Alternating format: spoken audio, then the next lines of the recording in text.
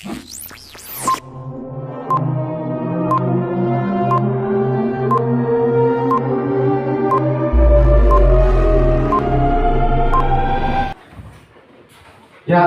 selamat siang semuanya.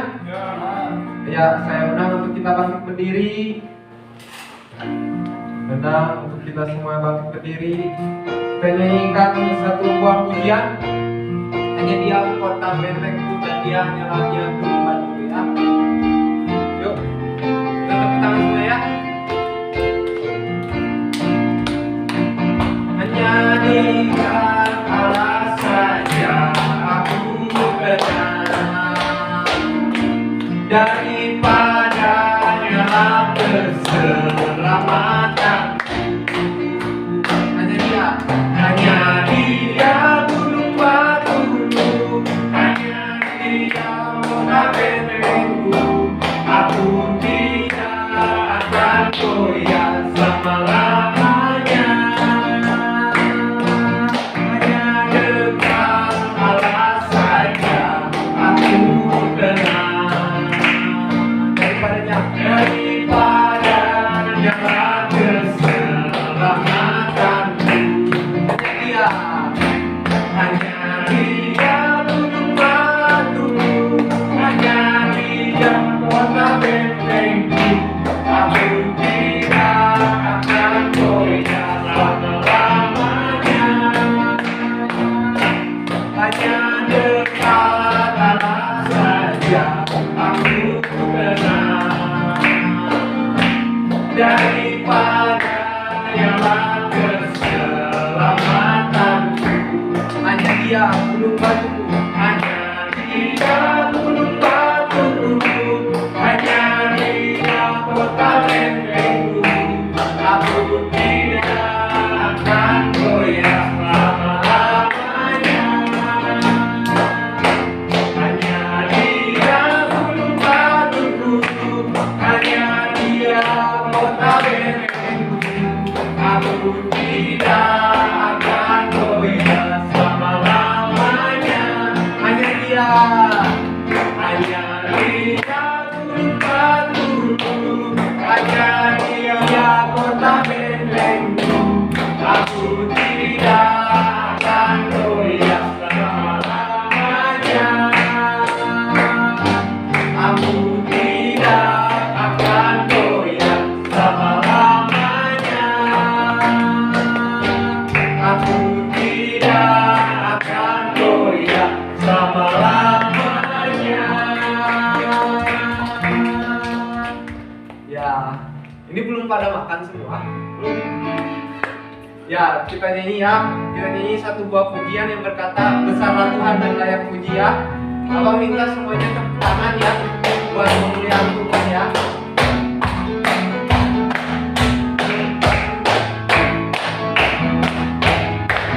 Besarlah Tuhan dan layak dipuji. Besarlah namanya, berkaulah kuasanya. Aman. Aku bersyukur hanya Ya Allah bagi kita, di pihak kita. Terpujilah Tuhan, terbukti kuasanya. Dia tak menunjukkan kasih-Nya pada kita. Tuhan tak lagi menyayangi kita.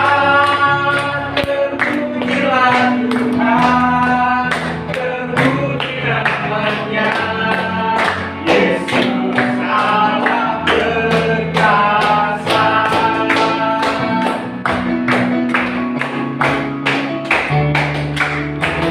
Besarlah Tuhan dan layak dipuji.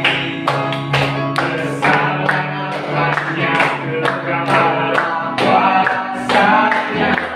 Aman. Aman berlindung dalam naungannya.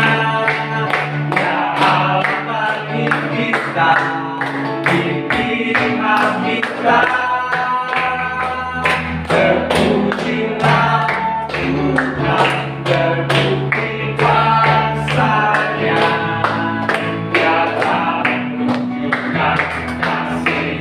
pada kita, sebab Tuhan telah menyayangi kita.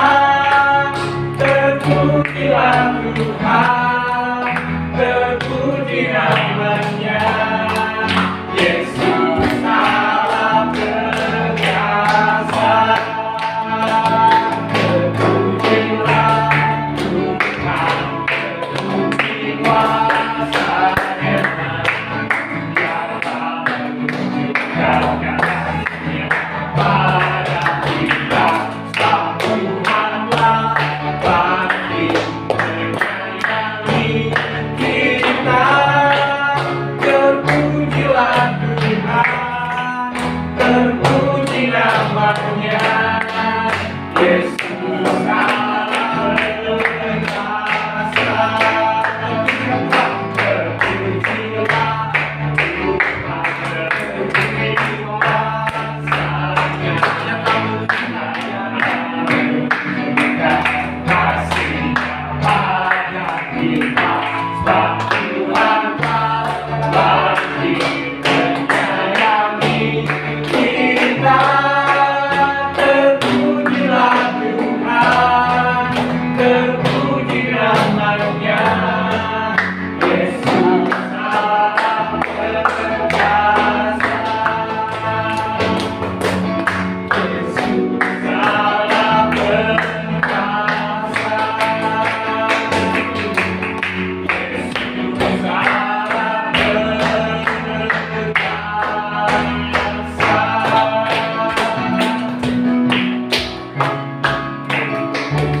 Silakan dulu. Bentar kita mendengarkan firman Tuhan. Tuhan Yesus, ini pada siang hari ini mau mendengarkan setiap isi kebenaran firman Tuhan bagi setiap kami. Tuhan tolong kami dan setiap perenungan firman Tuhan pada hari ini, buat kami mengerti ya Tuhan, buat kami memahami dengan setiap kebenaran firman-Mu, dan itu berguna ya Tuhan bagi kehidupan setiap kami. Terima kasih ya Bapa, terima kasih Yesus.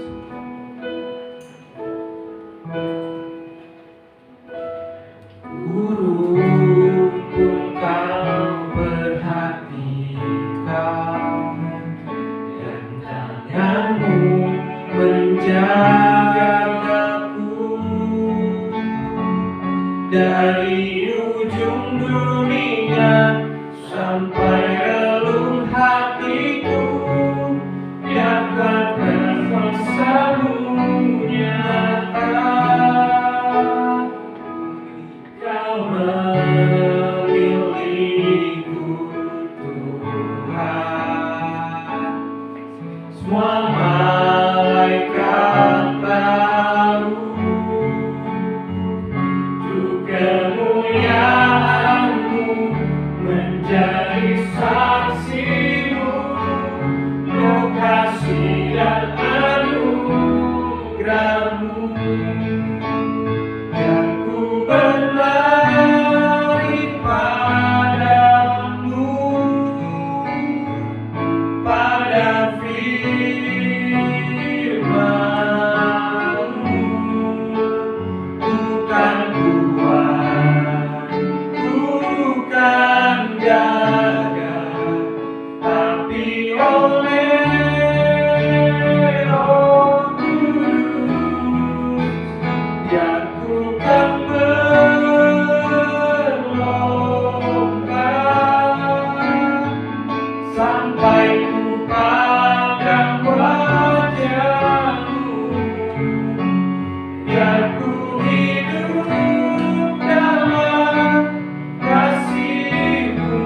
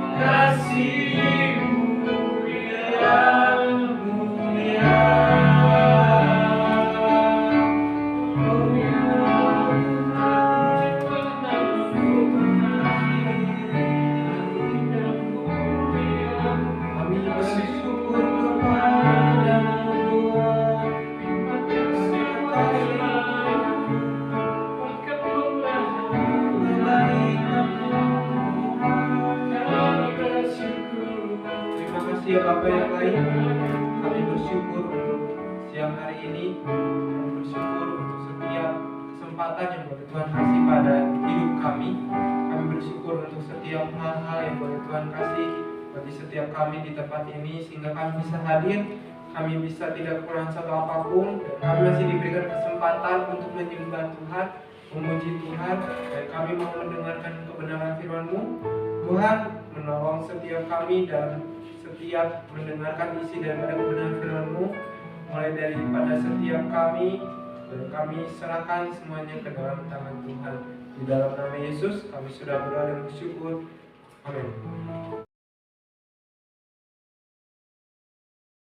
Oke, siang hari ini Kakak mau membagikan tentang fase kehidupan, tentang ujian. Part yang ketiga, bagian ketiga, kita mau belajar dari seorang Yudas ya. Nah, sebelumnya mungkin Kakak mau review dulu ya. Fase kehidupan apa sih dari fase kehidupan orang Kristen itu? Jadi tahapan kehidupan orang Kristen itu apa aja gitu. Nah, kita mau lihat yang pertama itu kita udah dijelasin tentang apa? Kalau kita pertama kali jadi orang Kristen biasanya apa?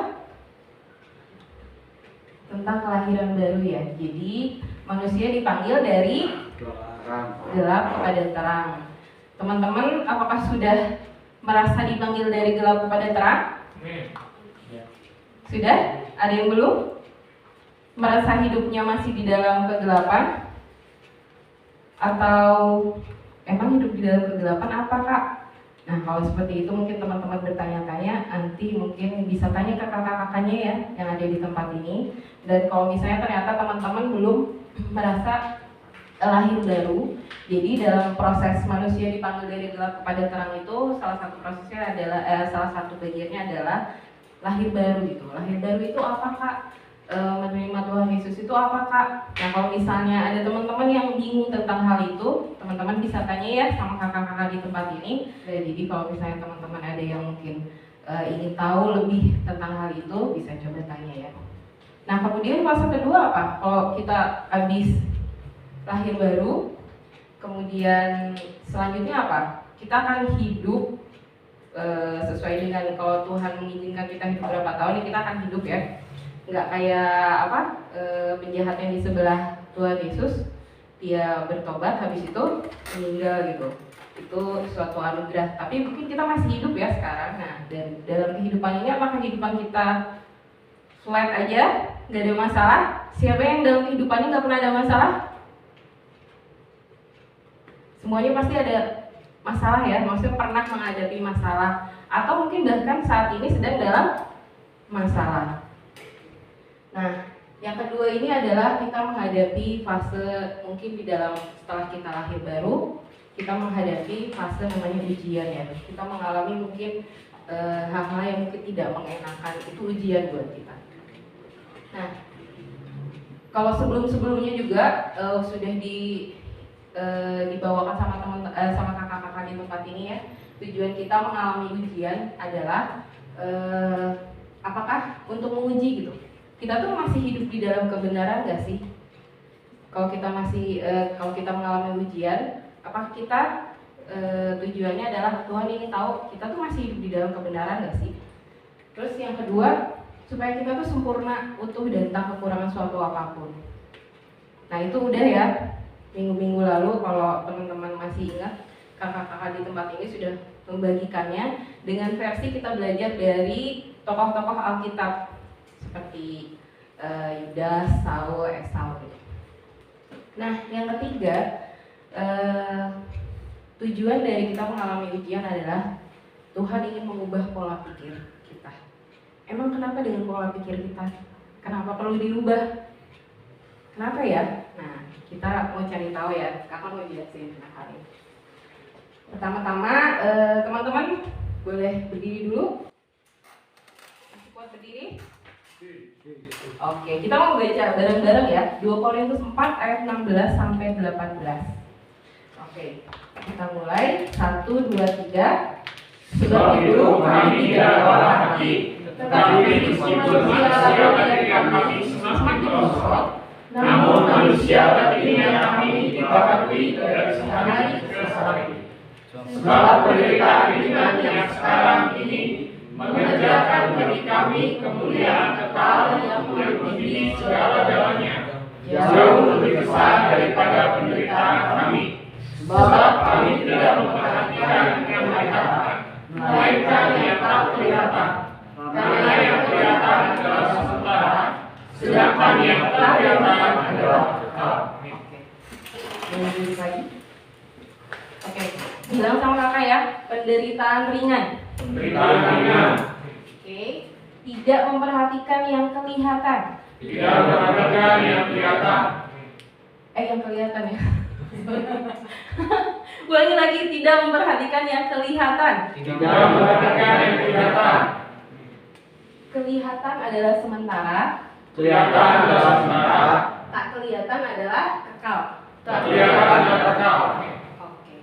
Ini ayat yang akan mengantarkan kita untuk belajar kenapa kita harus mengubah pola pikir. Kenapa Tuhan tuh ingin kita diubah pola pikirnya. Ada terjemahan lain lagi dari terjemahan sederhana. Jadi bahasanya tuh disederhanakan gitu ya. Di sini dibilang karena di ayat 17-nya, kesusahan yang kami alami sekarang itu hanyalah sementara. Sementara ya. Dan sebenarnya boleh dianggap ringan. Tetapi justru kesusahan itu sedang menghasilkan bagi kami kemuliaan surgawi yang akan tahan untuk selama-lamanya dan yang tidak bisa dibandingkan dengan apapun. Karena begitu mulianya, maka semua penganiayaan dan penderitaan yang sekarang kami alami tidak perlu dipikirkan lagi. Jadi sekarang kami memikirkan hal-hal yang tidak kelihatan, dan hal-hal yang kelihatan kami tidak pikirkan. Karena yang kelihatan hanya sementara saja, tetapi yang tidak kelihatan tahan sampai selama-lamanya. Mungkin sekarang teman-teman, apakah ada yang sedang mengalami kesulitan, penderitaan? Penderitaan itu apa, Kak? Sesuatu yang mungkin tidak mengenakan gitu buat teman-teman. Mungkin teman-teman di sekolah dijauhi, itu penderitaan kan buat teman-teman. Penderitaan batin buat teman-teman istilahnya kalau dijauhi. Mungkin teman-teman di fitnah, misalnya teman-teman ada ngomongin tentang yang gak enak, itu juga penderitaan. Mungkin teman-teman sekarang sedang ingin meraih sesuatu, tetapi mungkin dukungan ekonomi keluarga sedang tidak memungkinkan. Itu juga mungkin sebuah penderitaan ya buat teman-teman juga. Nah, di sini dibilang kesusahan yang kami alami hanyalah sementara. Ya, benar. Jadi, apapun penderitaan yang teman-teman alami sekarang, itu tuh cuma sementara. Itu yang teman-teman perlu ingat, itu cuma sementara. Itu nggak akan selamanya kok. Itu tuh hanya sebentar aja gitu. Kesusahan yang sekarang teman-teman alami, seberat apapun itu, ingat, itu cuma sementara. Itu yang perlu diingat ya. Kemudian itu tuh memang dibilang di sini boleh dianggap ringan, tapi kan itu berat ya Pak. Oke, nanti kita belajar lebih lanjut ya. Dan kita memikirkan hal yang tidak kelihatan, pikirkan hal yang tidak kelihatan dan yang hal-hal yang kelihatan tidak kami pikirkan. Oke, nanti mungkin penjelasannya lebih dalam lagi selanjutnya ya. Nah, kalau teman-teman lihat ini tuh apa? Apa? Pernah lihat ya? Pernah lihat? Pernah lihat? Sebelumnya? Pernah Kak. Pernah ya? Itu bentuknya kayak gimana? Kayak gini ya? Iya, berbentuknya kayak gini rata-rata, biasanya tidak berbentuk malah ya. Ya kan? Teman-teman pernah disuruh prakarya tanah liat nggak? Di sekolah pernah lah ya. Oh belum, ada yang udah, ada yang pernah, ada yang belum. Tapi pernah lihat ya namanya tanah liat. Biasanya tanah liat itu tidak berbentuk, namanya juga tanah gitu. Nggak ada tanah liat berbentuk pot bunga gitu. Itu kalau udah dibentuk sih. Oke, kemudian selanjutnya teman-teman pernah lihat ini apa? Gerabah ya. Itu bisa dipakai buat apa kalau teman-teman makan bakso? Ada yang lapar nggak? Kalau makan bakso bisa nih di mangkok ini nih. Bisa makan bakso atau mungkin untuk buat hidangan kayak gitu juga itu bisa. Nah, tapi gimana sih caranya dari sebentuk tanah liat yang nggak beraturan ini bisa menjadi seperti gerabah mangkok gitu ya, kayak berbentuk mangkok. Kira-kira gimana menurut teman-teman? Diapain sih itu? Ada yang mungkin tahu? Dibentuk. Gimana caranya dibentuk? Ada alatnya.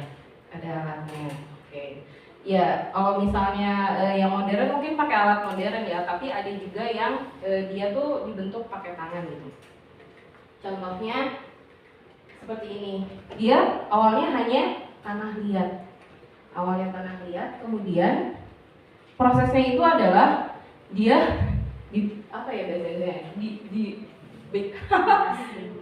Diremas-remas, diunyet-unyet bahasa Perancisnya itu kayak gitu supaya dia tuh kayaknya mungkin lebih mudah dibentuk ya dari kayak gitu. Kemudian selanjutnya adalah dia bikin dicomot mungkin secukupnya aja, dibagi-bagi ke dalam beberapa bagian kayak gini. Kemudian selanjutnya adalah apa? Yang tadi itu ditaruh di atas kakak nggak tahu namanya apa, cuman kayak dia bulatan kayak gitu, ditaruh tanah liatnya di situ. Terus nanti biasanya ada pottery, jadi orang yang kayak bikin ininya gitu, gerabahnya kayak gitu. Dia membentuknya itu biasanya tuh butuh air. Jadi kan kalau tanah liat udah kering kayak gitu, terus gimana caranya ngebentuknya, dia butuh air gitu. Kemudian setelah jadi itu udah kira-kira kayaknya udah ada lengkungannya. Nah dia selanjutnya dia finishing kayak gitu. Dia pakai alat yang buat menghaluskan gitu ya. Jadi kalau misalnya ada yang nggak rata, dihaluskan gitu kan. Kemudian selanjutnya ini juga dihaluskan supaya memang di bawahnya itu berbentuk sesuai dengan apa yang diinginkan sama si penciptanya ini. Kemudian jadilah sebuah mangkok ya. Itu juga gitu yang terjadi. Jadi tanah liat diubah menjadi mangkok. Tanah liat mungkin kalau misalnya teman-teman tahu tanah liat kalau nggak diubah menjadi sebuah mangkok, kira-kira bisa nggak buat ngewadahin bakso kita? Ada nggak yang mau makan pakai naruh bakso kita di atas tanah liat yang masih berbentuk kayak awal tadi? Ada nggak? Jadi kayak gini, gimana caranya taruh bakso di atas itu? Gak bisa ya? Nah, teman-teman kayak gitu juga ya. Jadi di sini prosesnya untuk menjadi sesuatu yang berguna, sesuatu yang bisa berguna, dia diubah dari tanah liat menjadi sebuah mangkok gerabah itu ya. Nah, kalau tadi dibilang di ayatnya tadi dibilang penderitaan. Jadi Tuhan itu bekerja lewat penderitaan. Nah, penderitaan itu untuk apa? Kalau kita sedang mengalami penderitaan saat ini, karena Tuhan itu ingin mengubah pola pikir kita juga. Tahu nggak sih? Kayak gini lah istilahnya. Tuhan tuh bilang, yang kelihatan itu sementara loh. Ada yang nggak kelihatan, itu tuh nilainya lebih kekal. Istilahnya kayak gitu. Tapi gimana caranya supaya kita bisa melihat itu, supaya kita bisa berubah menjadi itu? Tuhan pakai penderitaan. Penderitaan itu bukan dari Tuhan, tapi penderitaan itu dari setan, dan Tuhan mengizinkan itu terjadi buat diri kita. Dan penderitaan itu, dari penderitaan itu Tuhan itu yang mengajarkan kepada kita yang kelihatan itu sementara loh, dan yang gak kelihatan itu adalah kekal. Oke, Tuhan itu ingin mengubah pikiran kita pada saat kita mengalami penderitaan. Oke, biasanya kita ngelihatnya ya gini lah, teman-teman saya ngefitnah gitu. Terus ya saya benci dia lah, saya nggak suka sama mereka gitu. Dan mereka tuh suka ngejahatin saya. Dari kita melihat kenyataan hidup itu ke kenyataan janji Tuhan gitu. Bahwa Tuhan tuh ada pengampunan yang dari Tuhan. Kita menerima pengampunan, dan orang lain juga kita belajar untuk mengampuni orang lain itu. Nah, apa sih yang kelihatan itu? Contoh juga yang lain, ini apa? Handphone. Oke, kemudian ini apa? Uang. Oke, semuanya tahu lah ya kalau itu uang itu bisa kita lihat. Ini apa? Rumah. Oh iya, ini mobil ya betul. Ini rumah gitu. Rumahnya bagus ya. Ada yang mau punya rumah kayak gini? Oh, semuanya juga wow ya. Terus ini apa? Iya, ada yang udah ngiler? Belum? Ada yang udah lapar? Oke, dan ini? Teman-teman. Semua itu yang kelihatan. Teman-teman kita yang kelihatan. Orang tua kita itu kelihatan sama kita. Barang-barang kita itu kelihatan. Apa yang ada di tempat ini yang kita bisa lihat sama mata itu semuanya kelihatan. Nah, jadi yang kelihatan itu apa sih? Apa yang bisa kita lihat pakai mata jasmani kita gitu. Dan itu tuh nilainya tuh sementara. Ada nggak iPhone yang kekal? Ada nggak? Duit yang kekal? Duit yang nggak dimakan rayap? Ada kan ceritanya di berita itu orang itu nabung tapi nabungnya itu kayak di bawah kasur atau dia apa gitu. Waktu pas dia lihat ternyata ya ampun udah digigitin sama nyengat gitu.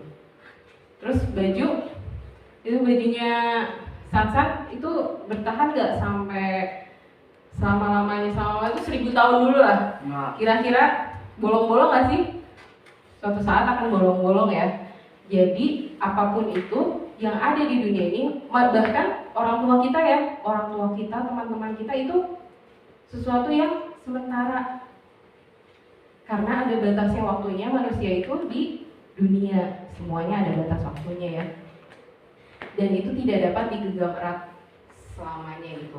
Apakah kita juga dipercaya jadi ketua OSIS misalnya, atau dipercaya mendapatkan penghargaan apapun itu. Nah, apapun itu, jabatan, kedudukan, uang, segala sesuatu itu bukan sesuatu yang kekal ya. Itu semuanya sementara. Tapi apa itu yang gak kelihatan? Yang gak kelihatan itu adalah janji Tuhan. Tapi kita bisa melihatnya sama mata rohani kita gitu. Oke, dan itu nilainya itu kekal dan mulia gitu. Dan setiap kebenaran firman Tuhan itu sesuatu yang kekal, sesuatu yang mulia gitu. Itu mungkin kita nggak bisa lihat, mungkin kita cuma bisa baca ya. Tapi kita nggak bisa ngelihat kalau dibilang masa depanmu sungguh ada dan harapanmu tidak akan hilang gitu. Masa depan itu bentuknya adalah nggak kelihatan ya saat ini. Kasihlah sesama manusia. Kasih itu kelihatan bentuknya? Kelihatan bentuknya itu bulat? Enggak ya, enggak ada yang tahu ya bentuknya seperti apa. Tapi dia nilainya itu lebih kekal gitu, lebih mulia. Nah, ini tadi kakak udah bilang penderitaan yang teman-teman sekarang hadapin. Ingat itu cuma sementara dan itu tuh bukan berasal dari Tuhan, tapi Tuhan mengizinkan itu supaya membentuk pola pikir kita. Nah, ini tadi tentang ayatnya ya. Di sini dibilang kami tidak memperhatikan yang kelihatan melainkan yang tak kelihatan. Di sini dibilang memperhatikan yang tidak kelihatan. Oke. Kemudian kita mau tahu memperhatikan itu menurut KBBI itu apa sih? Memperhatikan itu adalah kita melihat lama dan teliti, mengamati, menilik, merisaukan, mengindahkan. Nah, kakak minta tolong nih sama Margareta, boleh dong maju ke depan sebentar, sama Ezra mungkin. Boleh ke sini? Oke. Jadi tadi dari yang teman-teman lihat, Ezra sama Eta saling memperhatikan dan bisa menjawab ya. Tadi pakai tas warna apa, pakai gelang atau enggak, terus warna bajunya warna apa. Terus kalau tadi ditanya tentang Samuel dan Yemima, kira-kira itu salah semua nggak ya? Ya, salah semua ya, maskernya warnanya salah, itu warnanya iya biru putih lah, iya birunya sih. Terus pakai sepatu, nggak tahu atau enggak, ternyata juga Yemima pakainya sendal. Terus pakai baju dalamnya itu warna putih.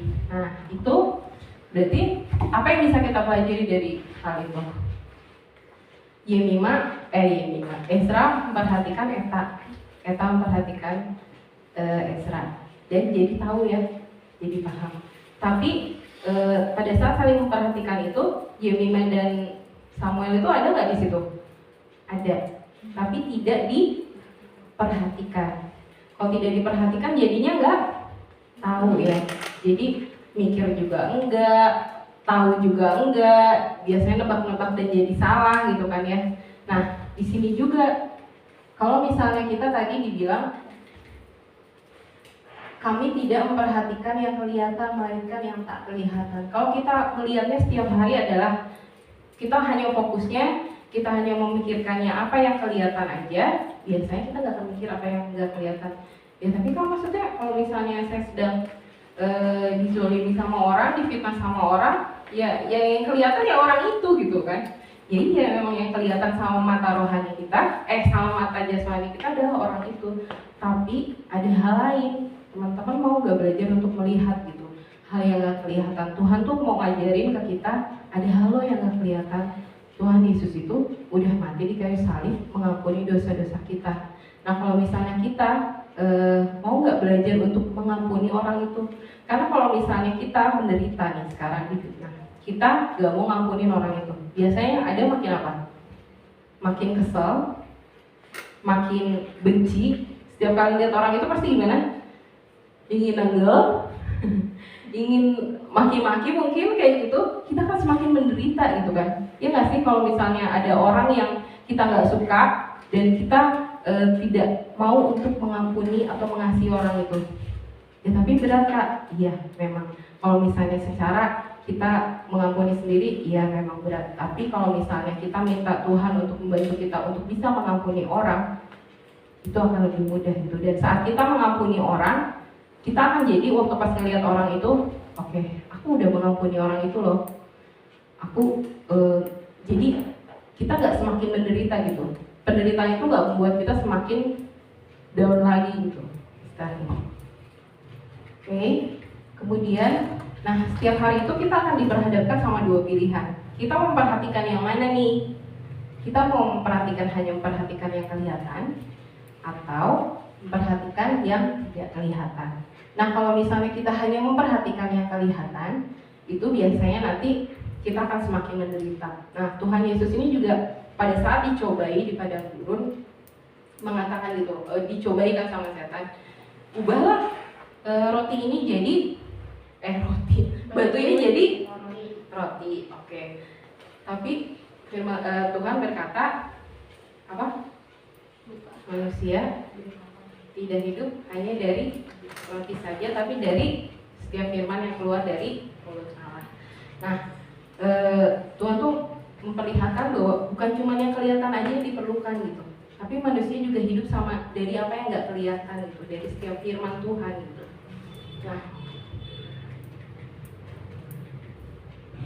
Nah saat ini kita akan setiap saat, setiap hari, setiap saat kita mengalami penderitaan, kita akan dihadapkan sama dua hal ini.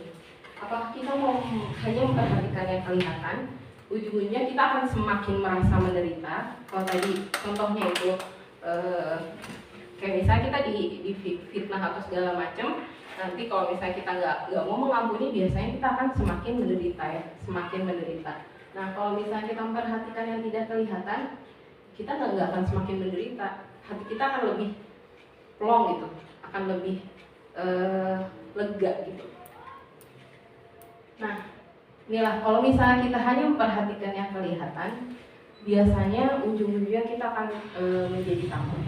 Kalau misalnya saat ini kita tuh mau kita mau bersekolah, kita mau sekolah, tapi ternyata ekonomi keluarga tidak sanggup gitu untuk menyekolahkan kita gitu. Nah kemudian di saat itu kita merasa menderita. Kenapa ya? Aku ingin sekolah, tapi kok nggak disupport gitu sama keluarga, nggak disupport sama semua orang gitu, nggak disupport, ini nggak ada. Aku ingin sesuatu tapi nggak dapat gitu, kita nggak dapat gitu. Nah pada saat itu kita semakin terpuruk nih.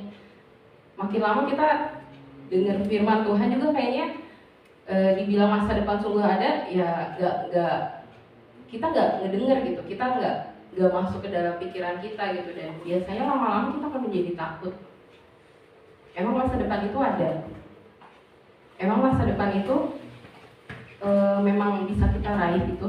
Emang masa depan kita bakal cerah? Emang masa depan kita gimana gitu? Dan rata-rata biasanya pasti kalau misalnya kita hanya melihat hal itu, kita akan merasa takut. Dan kalau di sini dibilang, sebab sebenarnya Tuhan itu gak memberikan kepada kita ketakutan. Jadi pada saat kita mengalami penderitaan, tapi kita hanya memperhatikan apa yang kelihatan, biasanya ujungnya adalah kita semakin takut dan kita akan menderita. Gitu. Dan kalau misalnya kita semakin takut, nah misalnya kalau contohnya kayak kita juga berbuat dosa nih, kita berbuat dosa, aduh Tuhan aku berbuat dosa, terus aku merasa paling kotor, paling salah, paling nggak layak di hadapan Tuhan. Akhirnya kita semakin merasa terpuruk gitu, Tuhan nggak akan menerima.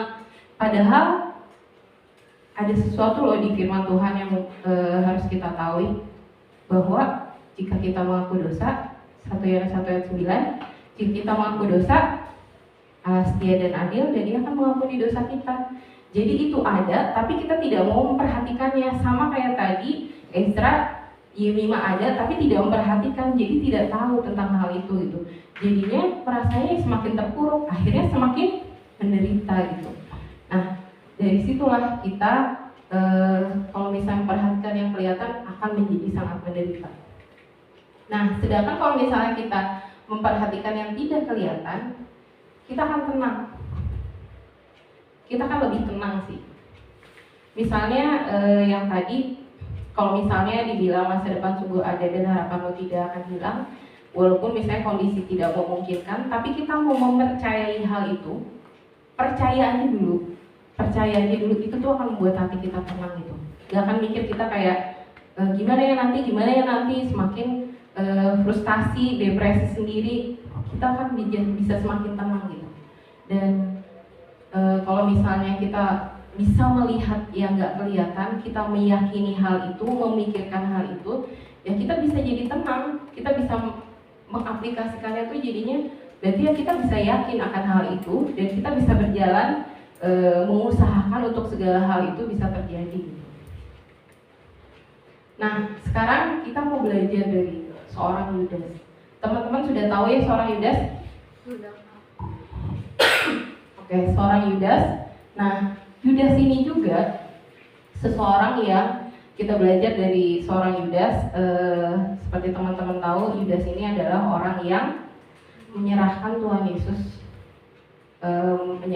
Yesus kepada orang-orang ahli Taurat dan orang Farisi. Kemudian ujung hidupnya adalah dia bunuh diri, gantung diri. Nah, di sini di ayat Yohanes 12 ayat 3 sampai 5 ini dikatakan tentang Maria yang meminyaki kaki Yesus. Nah, kemudian Yudas ini komentar lah istilahnya. Yang ngapain? Minyak narwastu itu tidak dijual 300 dinar dan uangnya diberikan kepada orang-orang miskin. Dia komentar akan hal itu. Tapi sebenarnya dia komentar itu bukan karena memang dia memperhatikan benar-benar orang miskin, tapi dia kalau dibilang dia selanjutnya tuh sebenarnya dia tuh suka nyuri dari situ, nyuri dari uang. Ya lumayan lah kalau misalnya minyak narwastu itu dijual, kayaknya bisa deh aku bisa ambillah dikit-dikit, mungkin berapa persennya, 5%-nya, 10%-nya dari hal itu gitu. Dan itu yang ada di pikiran Yudas. Yudas memperhatikan hanya yang kelihatan. Menurut dia uang itu segalanya gitu. Jadi sebenarnya di ayat ini sebenarnya itu adalah minyak itu untuk mengurapi Tuhan Yesus sebelum Tuhan Yesus di tujuannya ya, walaupun dia nggak bisa melihat akan hal itu gitu. Tuhan Yesus akan disalib gitu sebelumnya. Nah, dari sini aja Yudas itu lebih memperhatikan apa yang kelihatan, duit menurut dia. Itu yang lebih penting, duit nomor 1 gitu. Nah, Kemudian di sini karena dia berpikir hanya dia memperhatikan apa yang kelihatan buat dia dan itu menguntungkan buat dia. Uang, siapa yang nggak mau uang? Kalau sekarang juga mungkin ditawarin 1 juta, mungkin semua orang akan mau ya. Nah, tapi Yudas ini hanya melihat hal itu, dan itu tuh menguntungkan buat dia gitu. Dan di sini dibilang dia pergi ke imam kepala, nah dia dibilang, apa yang hendak kamu berikan kepadaku kalau aku menyerahkan Tuhan Yesus. Jadi balik lagi Yudas tuh memang apa yang ada di pikirannya hanya memikirkan apa yang menguntungkan dia, dan menguntungkan dia itu buat Yudas adalah uang gitu. Dan pada saat dibilang, nih saya bayar kamu 30 keping perak, dia langsung mau karena dia hanya memperhatikan apa yang kelihatan.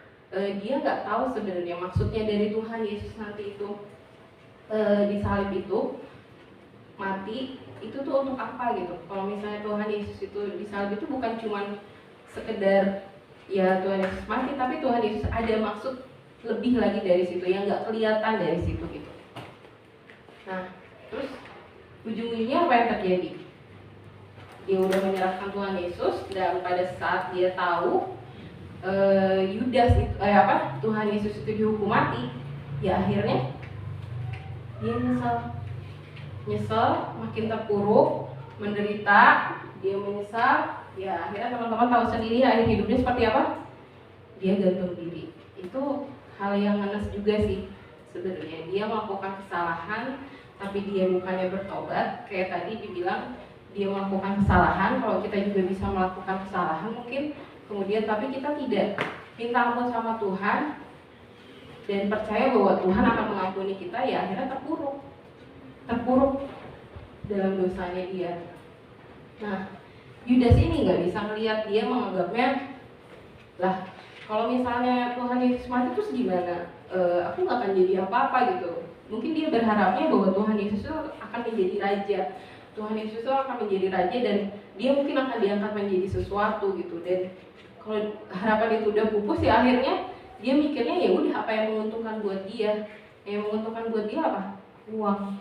Dan itulah yang dia kejar. Dia hanya mengandalkan apa yang dia lihat, uang dan kenyataan bahwa Yesus akan disalib gitu. Dan dia gagal untuk melihat bahwa Tuhan Yesus itu mati untuk apa? Tuhan Yesus itu mati untuk setiap kita gitu. Kalau misalnya Tuhan Yesus gak mati, kebayang ya, kita gak akan mungkin bisa menerima keselamatan. Kita akan terus berdosa, ujungnya kita akan berakhir di mana? Ayo, berakhir di tempat yang kita semua pasti gak mau lah, di neraka gitu. Kita gak akan diampuni gitu. Dan karena kita memang melakukan banyak dosa. Nah, belajar dari Yudas ini mungkin itu kembali lagi sama pilihan kita gitu. Setiap hari kita akan diperhadapkan sama pilihan. Kita hanya memperhatikan yang kelihatan aja, yang ada di sekitar kita. Kita mengandalkan hanya misalnya orang-orang yang di sekitar kita, atau kita mau melihat sesuatu yang gak kelihatan tapi itu ada sih sebenarnya. Dan di sini di Yohanes 4 ayat 23 sampai 24 dikatakan bahwa Allah itu roh. Allah itu roh. Allah itu mungkin kita nggak bisa melihatnya ya. Saat ini kita nggak bisa melihat Allah itu di mana. Nggak berbentuk seperti orang gitu saat ini gitu. Tapi dia itu ada. Allah itu ada gitu. Allah itu memang nggak bisa dilihat sama mata jasmani, tapi bisa dilihat sama mata rohani. Dan janji Tuhan itu, firman Tuhan itu nggak bisa dilihat sama mata jasmani, tapi itu bisa dilihat sama mata rohani kita. Nah, kemudian terus kalau misalnya kita disuruh untuk memperhatikan yang tidak kelihatan, gimana sih caranya untuk kita bisa memperhatikan apa yang tidak kelihatan itu? Ya, yang pertama kita kenal dulu siapa yang ngasih janjinya. Kemudian kalau kita sudah tahu seperti itu, ada Tuhan Yesus nih yang memberi janji. Ya kita baca firman Tuhan lah. Kenapa? Karena firman Tuhan itu, firman Tuhan itu adalah Tuhan sendiri. Kalau di sini dibilang kita percaya sama janjinya dan pemberi janji. Nah, artinya kalau misalnya kita percaya sama Tuhan, artinya kita percaya sama firman Tuhan, karena Di Yohanes 1 ayat 1, pada mulanya adalah firman, dan firman itu bersama-sama dengan Allah, dan firman itu adalah Allah gitu. Jadi saat kita percaya sama janjinya, kita akan percaya juga sama Tuhan Yesus. Kita percaya juga sama Tuhan Yesus gitu artinya. Nah, sama seperti teman ya, teman-teman di tempat ini, kakak apresiasi kehadiran teman-teman semua di tempat ini. Kalau teman-teman, dasarnya teman-teman datang beribadah di hari ini apa? Karena disuruh kak, karena itu, atau karena memang harus beribadah kak? Atau apa? Haus. Oh harus. Jadi kewajiban ya, karena kewajiban. Oke. Kalau awalnya mungkin kewajiban, tapi ada yang lebih dalam dari itu gitu. Teman-teman di sini dibilang 1 Timotius 4 ayat 7 sampai 8, tetapi jauhlah tahayul dan dongeng nenek-nenek tua, latihlah dirimu beribadah. Latihan badan ini terbatas gunanya, tetapi ibadah itu berguna dalam segala hal, karena mengandung janji, baik untuk hidup ini maupun untuk hidup yang akan datang. Kakak apresiasi teman-teman udah mau datang beribadah. Di dalam ibadah ini ada firman Tuhan, dan teman-teman boleh mendengar. Artinya teman-teman udah mulai memperhatikan apa yang tidak kelihatan. Jadi langkah teman-teman tuh udah tepat gitu untuk datang ke beribadah setiap minggu gitu. Karena teman-teman berarti belajar untuk melihat yang tidak kelihatan gitu, bukan hanya melihat apa yang kelihatan aja gitu. Nah, kalau bisa setiap minggu tetap juga datang gitu, karena di dalam setiap minggunya pasti akan selalu ada firman Tuhan yang dibagikan.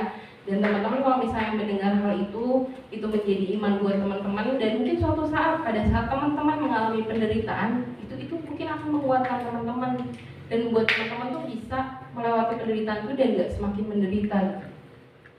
Jadi pada saat teman-teman mengalami penderitaan apapun yang terjadi, biasanya mungkin ada Roh Kudus yang berbicara di dalam hati teman-teman, mengingatkan teman-teman misalnya ayatnya apa gitu. Pencobaan-pencobaan yang kamu alami adalah pencobaan-pencobaan biasa yang tidak melebihi, dan itu tuh menguatkan teman-teman gitu, dan membuat teman-teman tidak semakin menderita akan penderitaan itu. Oke. Dan kalau misalnya teman-teman sekarang sedang mengalami penderitaan apapun itu, artinya teman-teman tuh sedang dilatih. Nah, Tuhan juga ingin skill kita itu semakin bertambah. Skill kita dalam pola pikir kita semakin berubah. Gak hanya melihat yang kelihatan aja, tapi melihat juga yang tidak kelihatan. Dan Tuhan akan terus melatih kita, terus melatih kita melalui apa yang kita alami gitu. Dan hal ini adalah bagus gitu untuk dapat selalu memperhatikan yang tidak kelihatan. Oke, mungkin sekian yang kita bagiin gitu di hari ini. Sama-sama kita belajar. Kita memang hidup di dunia, kita melihat banyak hal. Kita mungkin punya uang, kita mungkin punya orang tua, kita mungkin punya teman-teman yang bisa dipercaya, tapi ingat semua itu nilainya sementara. Ada hal yang lebih kekal daripada itu, dan kita kalau misalnya mau melihat hal itu, mungkin Tuhan sedang bekerja dalam penderitaan sekarang ini di dalam diri kita, supaya kita belajar untuk bisa melihat ada hal yang nggak kelihatan loh, ada hal yang nggak kelihatan yang bisa kalian lihat, yang bisa kalian percayai, yang bisa kalian imani, dan itu akan membantu kalian untuk supaya tidak menderita, tidak semakin menderita, tapi malah berbahagia dan lega gitu hatinya.